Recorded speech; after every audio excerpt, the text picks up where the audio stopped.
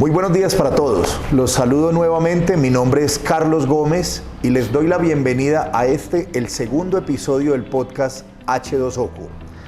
Hoy nos acompaña Juan Camilo Tobón, un gran amigo, un compañero de trabajo, y con él vamos a ver el tema físico-química del agua, que como les dije, hace parte del segundo episodio de este podcast. Tuvimos un primer episodio con microbiología del agua y hoy vamos a tratar este tema tan importante en compañía de Juan Camilo. Juan, ¿cómo estás? Bienvenido. Caliche, muchas gracias por la invitación, gracias al Grupo OCU por estar aquí, por traerme, y bueno, pues lo que les puede ayudar en todo esto que tiene que ver con la calidad del agua y ese aspecto físico-químico tan importante que vos decís. Excelente, Juan, muchas gracias.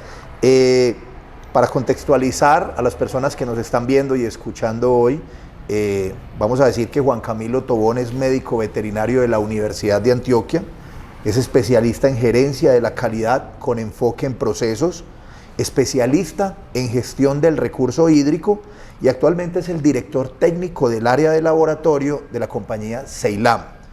Juan es una persona que nos ha acompañado durante los últimos años en la construcción de todo este programa que hemos denominado H2OCU y es una parte importantísima en toda la relación que hemos tenido con nuestros clientes.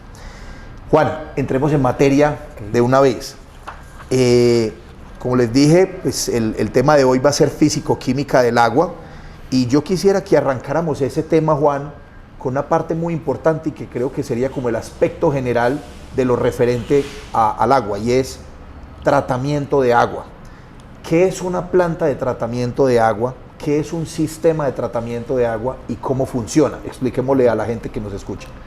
Sí, Caliche, la cuestión es que nosotros tenemos que ver el sistema de tratamiento como dice su nombre, un sistema. Muchas veces nos abocamos a que nos hablan de una planta de tratamiento y solo nos enfocamos en el filtro, cuando realmente la planta de tratamiento no es solamente un par de filtros, sino que es todos los componentes que van antes y después de ellos. Correcto. Básicamente un sistema, una planta de tratamiento de agua es una forma de sanitizar el agua a través de poner unas ciertas barreras que vayan disminuyendo la concentración de materia orgánica e inorgánica, minerales, y a lo último llegar a la eliminación de las bacterias patógenas que influyen en la calidad del agua. Es un principio de multiintervención en el agua. Así es un sistema en donde cada uno de los elementos va constituyendo una labor importante para llegar a un objetivo final que es agua pura y de calidad. Perfecto, Juan. Bueno, dentro de ese sistema somos claros en que tenemos varias etapas. Lo que estamos hablando ahorita, hay que determinar esos puntos críticos de control para poder establecer un sistema de multiintervención. Entonces, dentro de cada etapa vamos a hacer como una explicación breve de lo que se trata. Y yo quiero empezar por las etapas de floculación y sedimentación. Explícanos, Juan, de qué se trata cada una de estas etapas. Bueno, a grosso modo, las etapas de floculación y sedimentación, para mi concepto, es una de las más importantes. Y desafortunadamente, y vamos a hablarlo en campo, muchas veces se nos olvida esa parte, porque muchas veces cogemos el agua del nacimiento y la tiramos directamente a los filtros, omitiendo en gran parte ese aspecto que es la floculación y la sedimentación. La floculación y sedimentación consiste básicamente en que las partículas más grandes de materia orgánica, minerales que se puedan tener allí, sean condensadas a través de métodos químicos o físicos, de manera tal de que cuando se puedan aglomerar, puedan caer. El proceso de aglomerar las partículas, ya sea por acción química, se llama floculación. Y el proceso de que esas partículas, cuando pesen más que el agua, empiecen a descender hasta el fondo para removerlas más fácilmente, se llama sedimentación. Esas etapas generalmente se hacen previas al proceso de filtración y están muy influenciadas por la fuente de donde se toma la muestra, claro, de donde se toma el agua. Por ejemplo, en este momento, Juan, que estamos pasando una temporada de invierno tan larga y que sabemos que las fuentes hídricas están supremamente contaminadas, porque arrastran lodos, porque arrastran materia orgánica, ahí es donde empieza a tener relevancia estos dos procesos que acabas de mencionar. Así es. No solamente el proceso de floculación, sedimentación como tal, sino el cuidado de la bocatoma, porque muchas veces simplemente descargamos toda la responsabilidad sobre los filtros. Si yo hago un buen proceso de floculación y sedimentación, teniendo una bocatoma limpia y sana, a pesar pues de las contingencias del día, ¿cierto? Vamos a agilizar y ser más eficiente el proceso de sanitización. Perfecto, completamente claro. Vamos a otra etapa, que es la filtración. Me imagino que también toma mucha relevancia lo que acabas de decir de por qué es tan importante floculación y sedimentación, porque en filtración tú lo que estás buscando entonces es bajarle también un poco esa materia orgánica que trae el agua. Explícanos con un poco más de detalle, Juan, filtración. Básicamente, Caliche, la filtración consiste en una etapa posterior a la floculación sedimentación, en donde lo que estoy haciendo es las partículas que no pudieron ser retenidas en ese primer sedazo que se llama bocatoma o desarenación, en ese primer sedazo que no se pudieron retener, en ese segundo sedazo que se llama floculación sedimentación, me queden atrapadas en el proceso de filtración. El proceso de filtración lo que ocurre es que se utilizan una serie de membranas, pueden ser lechos filtrantes, arenas o otros elementos que retengan material particulado que tenga un tamaño mucho más específico, mucho más pequeño, ¿sí? Generalmente los filtros no te van a retener microorganismos, salvo que estén inmersos dentro de esa misma materia orgánica o esos elementos que pueda retener el filtro. Claro. Pero entonces la filtración consiste en una depuración mucho más expresa, mucho más específica. Más fina, exactamente, de esos elementos que vienen desde atrás, desde el nacimiento. Claro, y tiene mucho sentido lo que tú dices, Juan, porque la gente muchas veces piensa que filtración lo es todo. O sea, los filtros me van a hacer todo. Así es. Pero entonces ahí está lo importante de uno poder hacer cada una de las etapas del proceso. Claro. Para poder mitigar ese impacto desde el principio y que no te quede todo para el trabajo al final para los filtros. Así es. El problema radica muchas veces en que le descargamos, vuelvo y lo digo, toda esa responsabilidad a los filtros. A lo último, los filtros, si yo no tengo un buen mantenimiento, se me vuelven en un nicho, ¿cierto? En un foco de contaminación para los procesos siguientes, y la eficiencia en la sanitización del agua se va. Juan, sigamos con un siguiente paso que nos han preguntado varias veces los productores, tienen de pronto algunas dudas respecto al tema, y es ósmosis inversa. Digamos que es una tecnología que anteriormente estaba muy por fuera del alcance de las personas, pero yo creo que ya de pronto es un poco más común, está un poco más masificada. Entonces quisiera que nos explicara de qué trata la tecnología y si realmente puede ser una solución a los problemas del agua que tienen actualmente los productores. Bueno, la ósmosis inversa consiste básicamente, es un proceso adicional o es un proceso que se puede establecer en un sistema de tratamiento de agua.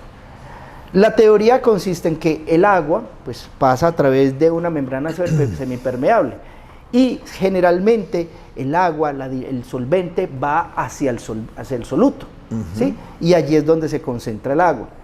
Y cuando pasa a través de una membrana semipermeable. La cuestión es que la ósmosis inversa es hacer lo contrario, es de que una solución concentrada, ¿cierto?, pase a través de una membrana semipermeable para que a lo último quede el agua lo más purificada posible. Okay. Esto solamente se da si se ejerce presión sobre la solución concentrada.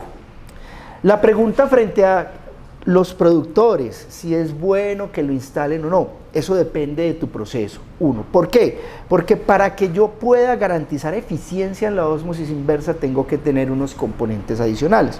¿Cuáles son esos componentes adicionales? Básicamente necesito mucho más mantenimiento, ¿cierto? Porque es un sistema estructurado, digámoslo así, complejo en su estructura y que necesita más recursos que las plantas de tratamiento tradicionales. Correcto. Segundo, para yo garantizar una ósmosis inversa eficiente, ya que la ósmosis inversa es capaz de retirar, por ejemplo, la sal del mar, ¿cierto? Se utiliza para procesos más complejos de eliminar, por ejemplo, todos los sólidos totales disueltos del agua, para procesos de fabricación de aguas ultra filtradas, ¿cierto? Para yo poder utilizar eso necesita las etapas previas que estábamos hablando anteriormente, Caliche, claro, muy bien estructuradas, porque correcto, yo no puedo cargar toda esa materia orgánica a los filtros. Además, esa es una etapa que pues genera un costo elevado en su producción. Yo personalmente, para una granja, ¿cierto?, si no tengo las condiciones muy controladas, no la recomendaría, siendo un muy buen proceso, siendo una excelente alternativa para mejorar la calidad del agua.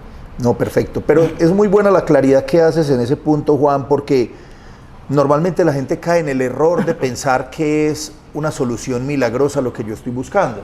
Y volvemos a lo que dijimos anteriormente, es el principio de la multiintervención, de cómo yo cada uno de los procesos lo puedo controlar para no sobrecargar una sola etapa del proceso, pensando que esa es la que me va a aliviar todo, la que me va a solucionar todo. Sí, cuando uno va a adquirir una planta de tratamiento, la debe pensar desde el sistema integral, no solamente desde el sistema de filtración, que eso es una cosa que caemos en el error de hacer. Bueno, Juan, para finalizar esta primera parte de la conversación, quería preguntarte por la etapa de almacenamiento de agua cruda y tratada. ¿Por qué es importante tener un buen almacenamiento del agua? ¿Por qué es importante tener un buen manejo de la red integral del agua para poder garantizar que todo lo que hicimos anteriormente tenga validez al final de la cadena, que es donde necesitamos realmente un agua de buena calidad? Perfecto. Importantísimo, Caliche, importantísimo. Los almacenamientos de agua me dan a mí la capacidad de tener dos o varios aspectos frente a la sanitización del agua. Frente al almacenamiento de agua tratada, ¿cierto? Primero que todo me da una reserva, y esa reserva me sirve a mí que en caso de que mi bocatoma tenga problemas, sí, de que mi fuente de recolección de agua, de abastecimiento tenga problemas, tengo un tanque pulmón que me permita a mí tener la suficiente cantidad de agua para generar un flujo continuo en el proceso de tratamiento de agua, supremamente importante. E indirectamente me sirve como un elemento decantador de base, ¿cierto? Para alguna impureza que pueda llegar y que en ese momento solamente de tener el agua allí estancada o retenida, se me vaya bajando. Eso, por ejemplo, para las aguas crudas. Para las aguas tratadas, ya después del tratamiento, el almacenamiento se vuelve una etapa fundamental por varios aspectos. El primero, se me vuelve reservorio en caso tal de que tenga problemas o dificultades en el proceso de tratamiento del agua. Entonces voy a tener esa reserva para garantizar agua constante a mis animales. Segundo, no menos importante, es cuando yo establezco un proceso, la última de las etapas es la desinfección, y esa desinfección necesita un tiempo de contacto. Ese tiempo de contacto yo se lo estoy dando en ese tanque de almacenamiento final, de manera tal de que yo cuando suelte o libere el agua a los galpones, a los bebederos, ya tengo una garantía de que esa agua ya estuvo en el contacto suficiente para eliminar gran cantidad de los microorganismos patógenos. Además, que me va a servir para que el agua llegue con cierta concentración de, digámoslo en este caso, cloro o cualquier otro elemento que me va a generar un proceso también de sanitización en las tuberías. Perfecto, totalmente claro. Yo creo que con eso se completa el proceso como tal, integral de tratamiento del agua. Así es, mirar el proceso integral, siempre entendiendo que cada una de las partes aporta un paso fundamental a ese proceso. En ese resultado que estamos buscando. Así es. Excelente, Juan. Bueno, vamos a pasar a un segundo tema, no menos importante, y es la cloración y la desinfección como tal del agua, que ya algo mencionamos en tu última respuesta, pero ahora vamos a hacer hincapié en el tema.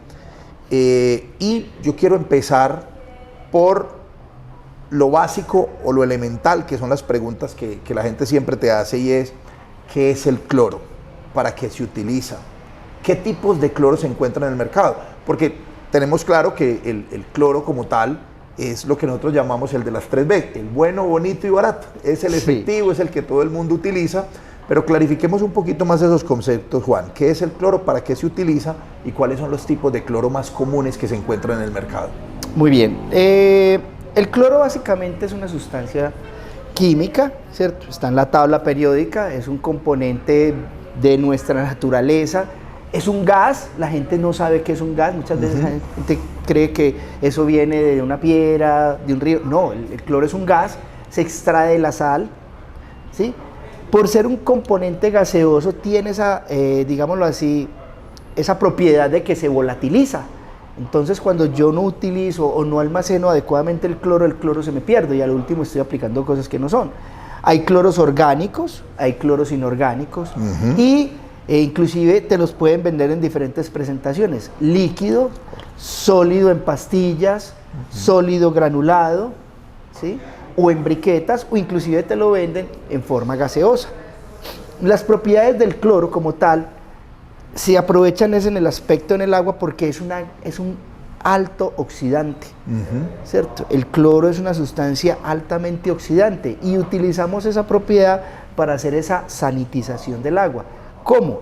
Matando microorganismos. El proceso de oxidación de los microorganismos lo llamamos desinfección, y el proceso de la oxidación de materia orgánica, ¿cierto?, contribuye a eso. Entonces el cloro, como una de las etapas finales, que generalmente se aplica ahí, no queriendo decir que no se aplique en las etapas previas, es un proceso de oxidación fuerte para toda esa masa de elementos que quedan después de los procesos de filtración. Correcto, Juan. Muy claro tu explicación. Dentro de ese cloro se mencionan, digamos, como 3 facciones del cloro, o 3 segmentos del cloro, podríamos decirlo también, que son muy comunes entre lo que la gente busca, y es cloro libre, cloro total y demanda de cloro. Expliquemos un poquito esos conceptos.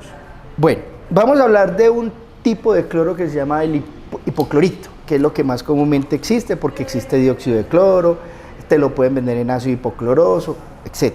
Pero vamos a enfocarnos, por ejemplo, a los hipocloritos. Hay hipocloritos que son a base de calcio, hipocloritos a base de sodio. Generalmente el cloro, ¿cierto?, es una molécula que tiene 2 iones, que cuando entra en contacto con el agua, esos 2 iones se separan y se me forman 2 compuestos, ion hipoclorito y ácido hipocloroso, ¿cierto? Correcto. ¿Qué es lo que pasa? Cuando el cloro ingresa en el agua, en su conformación de 2 iones, el cloro, digámoslo en términos muy coloquiales, se va pegando a todo lo que encuentre, ¿cierto? Microorganismos, materia orgánica, minerales, y va formando unos compuestos terciarios. El resultado, después de que se ejerce esa actividad, esa acción, vamos a encontrar que va a haber una parte del cloro que está suelta, que está libre, que no está pegada a absolutamente nada. Digámoslo así, que es como un policía que está esperando a que caiga algo, ¿cierto?, para pegársele. Correcto. ¿Cierto? Ese es el que nosotros llamamos o conocemos como cloro libre o residual. También va a haber una fracción de ese cloro, independiente que sea el ion hipoclorito, el ion hipocloroso, o el ácido hipocloroso, perdón, que está pegada o que está adherida o adosada a minerales, materia orgánica. Correcto. ¿Cierto? Y eso es lo que nosotros llamamos el cloro combinado. Es un cloro pues que ya su potencial de oxidación es mucho menor, a diferencia del cloro libre. Correcto. La suma del cloro combinado más la suma del cloro libre me genera el cloro total. Ok. Juan, acabaste de mencionar 2 elementos muy importantes en esta revisión que estamos haciendo, como lo son el ácido hipocloroso y el ion hipoclorito. También se generan muchas dudas respecto a ambos compuestos. Explícanos un poquitico más en detalle la diferencia entre uno y otro. Bueno, vamos a decir que partamos de que son 2 moléculas. No voy a ser muy purista en la parte química, porque pues realmente en el campo lo que más interesa es la practicidad. Claro. Digamos, hablemos que son 2 moléculas, ¿cierto? Una parte del que conforman el cloro como tal. El ion hipoclorito es una sustancia, es un elemento, es un ion que es el ion pasivo, digámoslo así, de la molécula, ¿cierto? Este es un compuesto que, si bien tiene una acción oxidante, no representa una acción tan representativa como el ion, como el ácido hipocloroso. El ácido hipocloroso es el que realmente ejerce esa función oxidante fuerte y es el que pues ejecuta esa actividad. El ion hipoclorito puede variar a ser ácido hipocloroso dependiendo de condiciones como el pH y viceversa. Entonces, ya de ahí la importancia de que estos elementos, en general el cloro, ion hipoclorito y ácido hipocloroso, estén tan ligados al pH. Claro, o sea, lo que nosotros estamos buscando entonces finalmente es más presencia de ese ácido hipocloroso, por lo que tú acabas de mencionar, que es el agente que en realidad es oxidante en el agua para el control bacteriano. Más que presencia de ácido hipocloroso, es la constancia en su concentración, digámoslo así. Perfecto. Ambos elementos son importantes porque hacen parte fundamental de la molécula. Correcto. ¿Cierto? Pero sin embargo, lo más importante es que yo pueda garantizar mayor eficiencia oxidativa, correcto, que en última instancia la da el ácido hipocloroso. La del ácido hipocloroso. Bueno, siguiendo en esa misma línea de preguntas, Juan, La gente nos pregunta mucho también por eso que nosotros llamamos el cloro libre en bebederos. ¿Qué es lo que estamos buscando? ¿Qué cantidad? ¿Cuál es el objetivo? ¿La concentración deseada? Porque es un concepto que se repite mucho, pero a veces no hay claridad de qué estamos buscando ahí. Básicamente, cuando hablamos de cloro libre, es la concentración de ese elemento, de ese ion hipoclorita o ion hipocloroso, o ácido hipocloroso, perdón, que están dispuestos, libres, para que cuando lleguen al bebedero, ¿cierto?, tengan la suficiente concentración de que puedan recoger o puedan retener o adosarse a partículas de materia orgánica, restos de concentrado, restos de saliva de los animales, ¿cierto? Entendamos que cuando el ácido hipocloroso o el ion hipoclorito se adosan a la materia orgánica, pues ya pierden su función oxidativa o le disminuye mucho. Correcto. La idea es que el agua siempre nos llegue a bebederos con una concentración relativamente moderada, que no impacte la fisiología del animal, pero que me garantice de que si cae algún microorganismo, claro, o viene desde la tubería, ¿cierto?, ese cloro libre, digámoslo así, me lo pueda eliminar o me lo pueda oxidar. O que no impacte el consumo también, porque excesos también pueden ir en contra del consumo de agua. Las concentraciones altas de cloro influyen en la toma o en la bebida de los animales, en el consumo de agua de los animales, pues porque empiezan a generar algunos olores por la misma gasificación del elemento, o bien porque empiezan a producir sabores alterados. Correcto, ¿sí? Correcto. Bueno, Juan, una última pregunta sobre este tema. Ya hablamos del cloro como desinfectante, pero ¿qué otras alternativas como desinfectantes podemos tener en el agua diferentes al cloro? Bueno, quería acotarte una cosa frente a lo último que dije, discúlpame, es que nosotros recomendamos personalmente que las concentraciones del cloro, ¿cierto?, en bebederos, ¿cierto?, se mantengan entre 1,5 y 2,5. Correcto. ¿Sí? Y las concentraciones de cloro en tanques de almacenamiento estén entre 4 y 5 partes por millón, claro, de manera tal de que se me pueda garantizar de que el cloro que está en alta concentración en tanques se vaya degradando, se vaya utilizando o gastando, de manera tal de que llegue a las concentraciones que dije inicialmente en los bebederos. Claro, por lo que mencionaste ahorita, que de todas maneras hay una demanda de cloro en el sistema. Exactamente. Entonces se supone que hay un gasto de cloro entre los tanques de almacenamiento y el final del bebedero. Por eso tenemos que tener siempre un poco más de cloro en los tanques, sí, para poder garantizar ese valor final que acabaste de dar en bebedero. Frente a tu pregunta de los tipos de cloro, la quiero ampliar un poquito más, los tipos de desinfectantes. Hay muchos desinfectantes que se puedan trabajar como etapa, digámoslo así, generalmente final del proceso. Existen los clorados, ¿cierto?, con sus diferentes variedades. Dióxido de cloro, ¿cierto?, hipocloritos orgánicos o cloro orgánicos. Existen, por ejemplo, sustancias altamente oxidantes, como por ejemplo el ozono.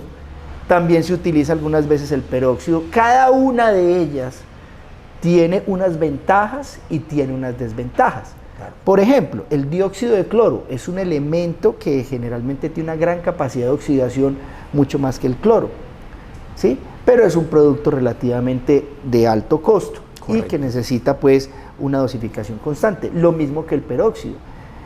El cloro, por ejemplo, el que generalmente trabajamos como hipocloritos cálcicos o sódicos, ¿cierto?, están muy dependientes del pH. Por ejemplo, a pHs altos no funciona tan bien como a pHs medios o bajos, ¿cierto? No resisten muy bien la materia orgánica porque pues se degradan fácilmente en materia orgánica, pero a su vez son los más, digámoslo así, fáciles de conseguir, económicos y son muy eficientes.